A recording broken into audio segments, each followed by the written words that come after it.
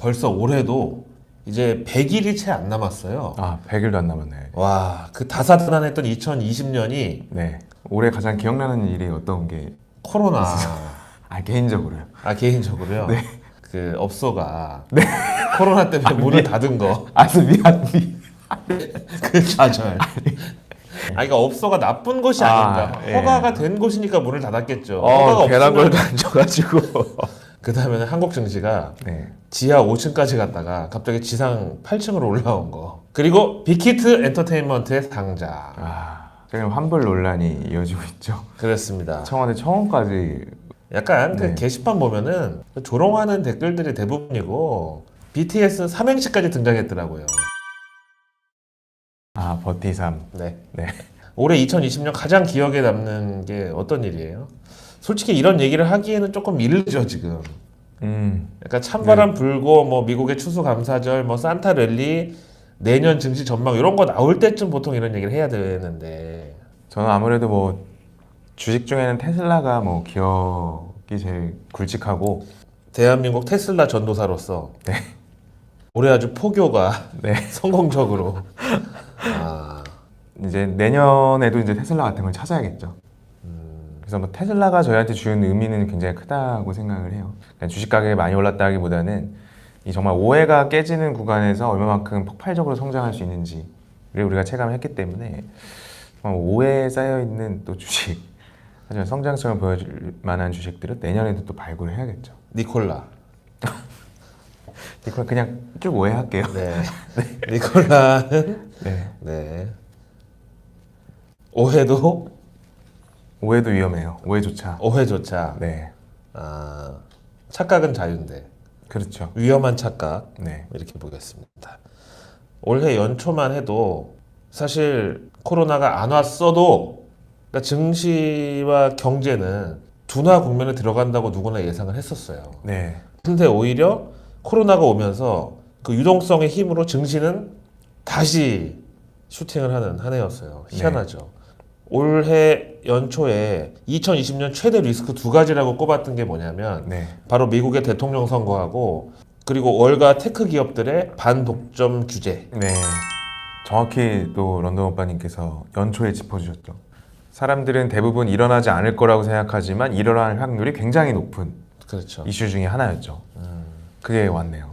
코로나라는 변수가 갑자기 끼어들면서 이슈가 다 글로 쏠렸다가 이제는 다시 미국의 대선으로 네. 사람들의 관심이 쏠리고 있고 제가 봤을 때는 미국의 대선이 11월 3일날 끝나고 나면 뭐 일종의 노이즈는 좀 남아 있겠지만 다시 연말 증시 분위기는 바로 월가 테크 기업들 반독점 규제가 어느 쪽으로 과연 흘러갈 것인지 이게 가장 큰 리스크가 되지 않을까. 네. 물론 언택트 수요 늘었고 그 다음에 스마트폰 보급률 더 높아지고 그 다음에 포스트 코로나 국면에도 여전히 테크 기업들의 실적 향상은 현재 진행형일 것이고 다 인정이 되는데 만약에 반독점법 규제에 걸리면 네. 내년 장사 솔직히 망친다고 봐야 돼요. 뭐 그럴 가능성이 굉장히 있죠. 네. 지금 미국 하원 산하 반독점 소위에서 작년부터 사실 조사를 했었어요. 19년도 6월부터 이 빅 테크 기업들, 플랫폼 기업들에 대한 반독점 여지가 있는지 없는지에 대해서 조사를 했는데 아 이미 하고 있었네. 네, 그래서 올 초에 이게 올해 큰 리스크라고 했구나. 네. 뭐 유럽이나 이런 데서는 뭐 구글이 이제 반독점법, 뭐 끼어 팔기 뭐 이런 거에 대해서 계속 이야기는 나왔던 거고 우리나라에서도 공정에서 심심치 않게 그런 이야기들은 나왔었죠. 근데 이제 미국 본토에서 반독점법에 대한 어떤 위헌 여부가 있는지에 대해서 조사를 작년부터 시작을 했고 올해 최근에 들어서 450페이지에 달하는 그 결과물이 나왔어요. 그래서 지금 플랫폼 기업들에 대한 어떤 비즈니스 모델에 대해서 굉장히 좀 고민을 많이 하게 되는 시기를 맞이하고 있습니다. 대선 전이어서 사실 이런 이슈들이 불거지는 건지 아니면 이게 대선 이후에도 계속될 만한 문제인지 좀 분간을 해야 될 것 같아요. 이건 우리 동학개미분들, 서학개미분들 그리고 둘 다 하는 양학개미분들 네. 모든 분들한테 해당되는 겁니다. 네. 올해 이렇게 다 같이 직접 투자 뛰어들었는데 만약에 생각지도 못한 진짜 블랙스완이에요. 갑자기 어느 날 미국 의회에서 반독점법 규제한다 그래가지고 테크 기업들 망가지면 나스닥 전체 힘들어지고 네. 그게 또 우리한테까지 타고 와가지고 우리나라 빅테크 기업들 전부 또 찬바람이 감기 걸릴 수 있는 이슈거든요. 네. 여기에 대비하는 차원에서 오늘 알아볼 텐데 일단 저는 그렇게 생각해요. 끼어 팔기가 나쁜가? 아, 네. 고기 먹으면 냉면 2,000원, 네. 후식 냉면. 서로 좋은 거 아니에요? 그것도 끼어 팔기죠. 그것도. 대단한 거예요. 네. 저도 그런 생각을 했어요. 그러니까 뭐 이제 우리가 안드로이드 휴대폰을 사용하면 당연히 거기에 뭐 지메일도 있고 구글 크롬도 있고 또 구글 크롬이 나쁘지 않아요. 훨씬 빨라요. 그리고 더 일을 스마트하게 할 수 있고 지메일 편하고 뭐 그와 관련된 캘린더 좋고 구글 드라이브 좋고 사실 그동안 소비자 입장에서 이런 기업들이 반독점법을 만약에 위배했던 소지가 있다 하더라도 과연 이게 우리 생활에 어떤 그 악영향을 끼쳤냐? 소비자의 어떤 권익을 침해했냐? 저는 사실 제 경험적으로는 모르겠어요. 하지만 이 반독점법을 반드시 기반으로 해서 이 테크 기업들에 대한 규제를 해야 된다라고 하는 입장은 이들이 예를 들어서 안드로이드나 또는 뭐 윈도우의 익스플로러를 기본적으로 탑재를 안 한다면 더 많은 어떤 새로운 기술을 가진 기업들이 그런 브라우저도 만들 수 있고 메일 시스템도 만들 수 있고 뭐 드라이브 시스템도 조금 더 수평적인 상태에서 만들 수 있지 않겠냐 이런 주장들이거든요. 우리나라의 뭐 반독점법 사례를 보면은 당연히 대한민국도 있긴 있습니다. 네, 하지만 미국에서 이게 강화된다고 하면 우리도 결국 여기 따라갈 수밖에 없는 상황이에요. 네, 최근에 공정거래위원회에서 네이버에 과징금 267억 원을 때렸습니다. 물론 이렇게 공정위에서 과징금 때리고 이걸 행정소송해가지고 또 무효 처분 받는 경우도 있긴 하지만 일단 공정위에서는 때렸습니다. 네이버의 2분기 실적이 당기순이익 기준으로 900억 나왔거든요. 267억이면은 2분기 실적 당기순이익의 30%를 과징금으로 지금 내게 생긴 거예요. 네, 왜 이렇게 됐냐? 공정위에서 조사한 결과에 따르면 네이버가 검색 알고리즘을 인위적으로 조작이라는 워딩은 피했더라고요. 네, 인위적으로 조정을 해서 경쟁 오픈마켓에 이제 다른 플랫폼에 있는 상품들하고 비교했을 때 자기네 거 노출 순위를 더 올렸다. 네, 경쟁사 오픈마켓에 올라온 제품을 내렸다. 음, 그러면서 국내 1위 포털이잖아요. 네이버가 시장 지배적 지위를 남용해서 소비자를 기만하고 경쟁을 왜곡했다. 이렇게 판결을 내렸어요. 근데 이거를 처음에 고발한 쪽이 네. 이베이 코리아예요. 아 그래요. 네. 이베이 코리아가 아니 저 네이버 포털이 말이야.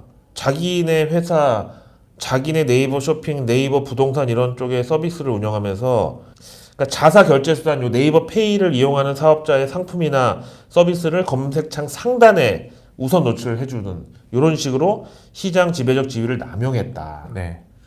저는 좀 드는 생각은 이제 사기업이 이제 자기네가 기술 R&D를 해서 만든 플랫폼이잖아요. 네이버 포털. 거기에 자기네 거 씹는 것에 대해서 뭐가 문제가 되느냐. 저는 그런 생각이거든요. 근데 그럼에도 불구하고 이 반독점법에 대해서 계속해서 이슈가 뭐 국내외로 나오고 있는 이유는 결국에 이런 검색 포털이나 어떤 데이터를 가진 기업들이 영향력이 너무 커지기 네. 때문이라고 생각해요. 네. 저는. 그거를 어떤 민간 사회를 넘어서 정치 영역까지 들어가고 있기 때문에 맞아요. 이러한 지금 이슈들이 나오는 거 아닌가 그런 생각이 듭니다. 사실 반독점으로 따지려면 온 세상에 안 걸릴 게 없어요. 네.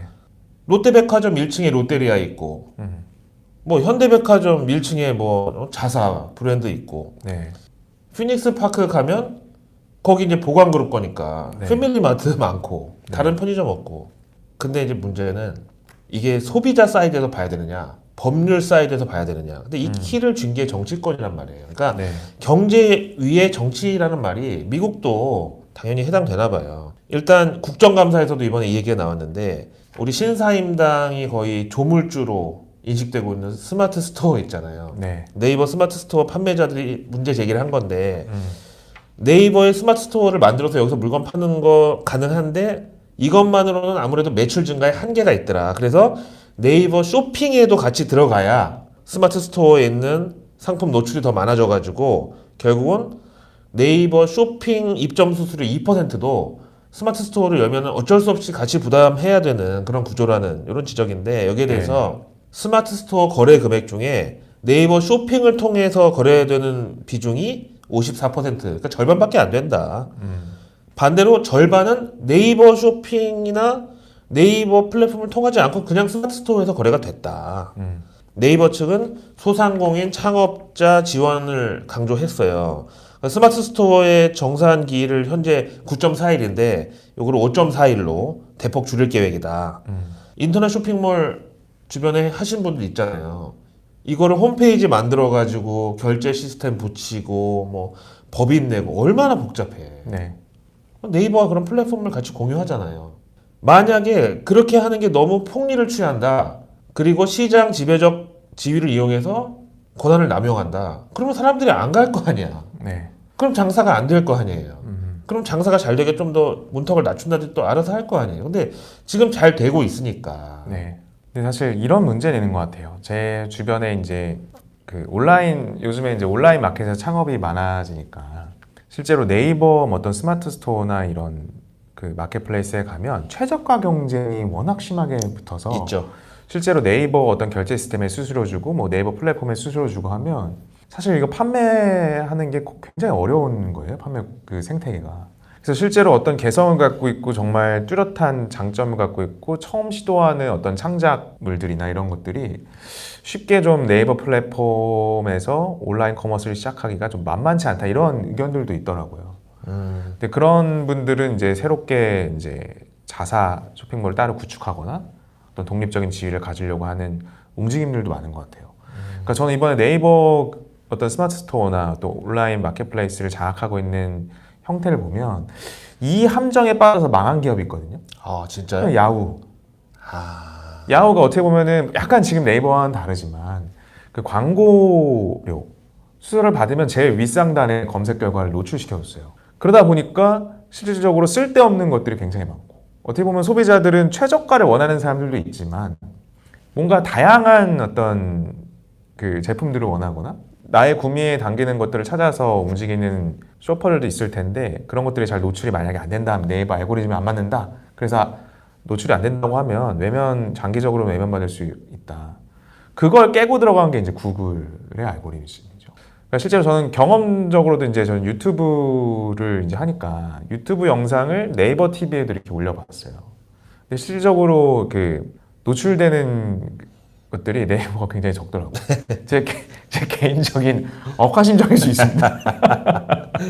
아니 이거는 좋은 영상인데 내가 생각했을 때 아, 네. 노출이 안 돼. 근데 네. 유튜브는 해줘요. 뭐 그런 측면들 때문에 이러한 어떤 반독점법에 대한 문제 제기들이 나오는 거 아니냐. 그게 정말 공정하게 뭔가 트래픽에 대해서 걸러지고 알고리즘이 적용된다고 하면 이런 문제들이 나왔을까 이런 생각도 좀 들고요. 근데 제가 최근에 어떤 투자 미팅하면서 이런 얘기를 들었는데 굉장히 인상이 깊었어요. 짧은 이야기였는데 AI는 이제 공공재다, 인프라다, 공공 인프라다. 그래서 이 네이버 알고리즘이나 뭐 구글 알고리즘 이런 AI 어떤 엔진들이 사기업이 아래 투자를 해서 개발하고 공을 들인 거지만 지금 시대에는 이런 그 온라인 플레이스가 실질적인 현실보다 더 중요한 공간이 돼버렸기 때문에 AI 알고리즘이 공공재처럼 다뤄진다. 그러한 측면도 있는 것 같더라고요. 말이 되네요. 네, 근데 사실 그 어디나 쏠림 현상은 다 있고 독과점은 다 있을 수밖에 없어요. 제일 네. 심한 게 어딘 줄 아세요? 방송. 여기 나온 사람이 저기도 나오고 거기도 나오고 여기도 나와요. 그 사람 말고도 집에서 놀고 있는 연예인들이나 진행자들 많은데 네, 나오는 사람은 계속 나오죠. 그 다음에 같은 방송사에서 예를 들어서 드라마를 새로 런칭을 했어요. 네, 그럼 그 드라마 주인공 같은 채널에 개그 프로에 불러가지고 홍보시키고 뭐 이거 다잖아요 사실. 네. 그래서 이 독과점이 과연 누구의 잣대로 법률적인 잣대로 보면 제가 봤을 때는 이건 한도 끝도 없다고 보고요. 네. 과연 어떤 공익에 있어서 아니면 어떤 선관 의무에 따를 것인지 네. 아니면 소비자나 국민의 이득을 최우선으로 할 것인지 이게 네. 굉장히 중요하다고 보는데 지금 월가의 어쨌든 반독점 규제 그 대상이 특히 빅테크 기업들 이거는 다소 좀 정치적이라는 의심을 지울 수가 없어요. 네. 지난 주말에 이런 일이 있었는데요. 트럼프 대통령의 주치의 중에 한 명이 마스크가 네. 코로나를 막는 데 있어서 그렇게 큰 효과가 없다 라는 트윗을 올렸어요. 근데 트위터에서 이거를 불확실한 정보 혹은 뭐 잘못된 메시지일 수 있습니다 해서 블라인드 처리를 해버렸단 말이에요. 근데 트럼프가 이제 본인이 코로나 바이러스의 양성 판정 받았다가 이제 지금 뭐 완치 판정을 받았다고 하는데 사람들은 자꾸 이제 마스크 쓰지 말아라. 어떤 그 통제 사회를 나는 반대한다. 그리고 그런 모습 자체가 우리가 중국한테 눈치 보는 모습으로 비춰지는 게 싫다. 뭐 이런 여러 가지 이유로 마스크 뭐 안 써도 좋다 이런 건데 그거를 지지한다는 입장을 의학 박사 입장에서 냈는데 이걸 트위터에서 보고서 블라인드 처리를 했다. 그럼 과연 트위터의 알고리즘이 이 사람 의학 박사의 의견을 옳다 그르다 판단할 만한 로직이 있느냐? 이건 아닌 거거든요. 네. 이렇게 되니까 점점